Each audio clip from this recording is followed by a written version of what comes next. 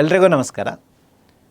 ನಾವು ಇವತ್ತು 39ನೆಯ ಶ್ಲೋಕದ ಪರಿಚಯವನ್ನು ಮಾಡಿಕೊಳ್ಳೋಣ. ಇದು ಭಗವದ್ಗೀತೆಯ 3ನೇ ಅಧ್ಯಾಯ ಕರ್ಮಯೋಗದ 39ನೆಯ ಶ್ಲೋಕ ಹೀಗಿದೆ.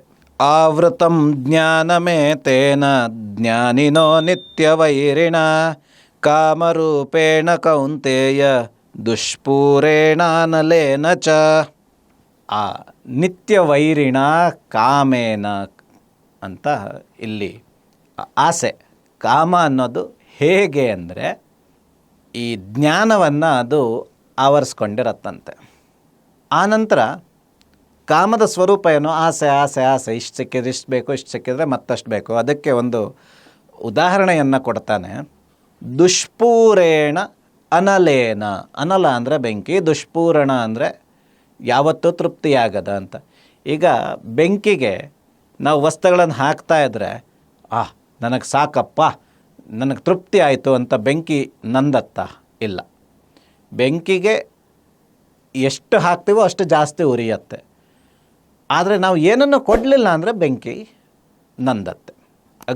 ಅಗ್ನಿಯ ಆವೇಶ ತಣ್ಣಗಾಗತ್ತೆ. ಈ ಕಾಮ ಅಗ್ನಿಯ ರೀತಿ. ಇವತ್ತೇನೋ ಬೇಕು ಅಂತ ಆಸೆ ಬಂತ, ಅದನ್ನು ಕೊಟ್ವಿ, ನಾಳೆಗಿನ್ನು ಹೆಚ್ಚಾಗತ್ತೆ. 5 ರೂಪಾಯಿ ಇದ್ದವನಿಗೆ 4 ರೂಪಾಯಿ ಕೊಟ್ಟರೆ, ಅಥವಾ 5 ರೂಪಾಯಿ ಬೇಕು ಅಂತಿರೋನಿಗೆ 6 ರೂಪಾಯಿ ಕೊಟ್ಟರೆ ನಾಳೆ 10 ರೂಪಾಯಿ ಬೇಕು ಅಂತಾಗತ್ತೆ. ಇದು ಮನುಷ್ಯನಿಗೆ ಸಹಜ. ಇವತ್ತಿಷ್ಟು ಸಿಕ್ಕಿದ್ರೆ ನಾಳೆ ಇನ್ನಷ್ಟು ಬೇಕು. ಹಾಗಾಗಿ ನೀವು ಆ ಕಾಮವನ್ನು ತೃಪ್ತಿ ಮಾಡ್ತಾ ಹೋದರೆ, ನಾವೆಲ್ಲ ಆ ಕಾಮವನ್ನು ತೃಪ್ತಿಗೊಳಿಸ್ತಾ ಹೋದರೆ ಕಾಮ ಹೆಚ್ಚಾಗತ್ತೆ ಬಿಟ್ಟರೆ ಕಮ್ಮಿ ಆಗೋದಿಲ್ಲ. ಅದಕ್ಕೆ ಅದನ್ನು ವೈರಿ ಅಂತ ಹೇಳಿದೆ. ಇನ್ನು ಅದು ಯಾವ ರೀತಿಯ ವೈರಿ ಅಂದರೆ, ನಾವು ಏನೋ ತಿಳ್ಕೋಬೇಕು, ಜ್ಞಾನ ಅಂತ ಏನು ಅಂತ ಇಟ್ಕೊಂಡಿದ್ದೀವಿ, ಅದನ್ನದು ಆವರಿಸಿರುತ್ತೆ. ಅಂದರೆ ಹೀಗೆ ಮಾಡಬಾರ್ದು ಅನ್ನೋ ತಿಳುವಳಿಕೆ ಬರದೇ ಇರೋ ಹಾಗೆ ಕಾಮ ಇರುತ್ತೆ. ಕೊನೆಗದು ಐಹಿಕ ವಿಷಯಗಳಲ್ಲಿ ಎಷ್ಟು ನಮ್ಮನ್ನು ತೊಳಲಾಡೋ ರೀತಿಯಲ್ಲಿ ಮಾಡುತ್ತೆ ಅಂದರೆ, ನಾವು ದಿನ ಅದ್ರ ಹಿಂದುಗಡೆನೇ ಇರ್ತೀವಿ.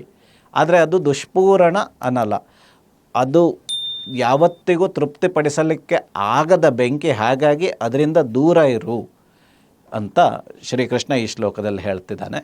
ಇದಾಗಿತ್ತು ಇದರ ಅರ್ಥ. ಎಲ್ರಿಗೂ ನಮಸ್ಕಾರ.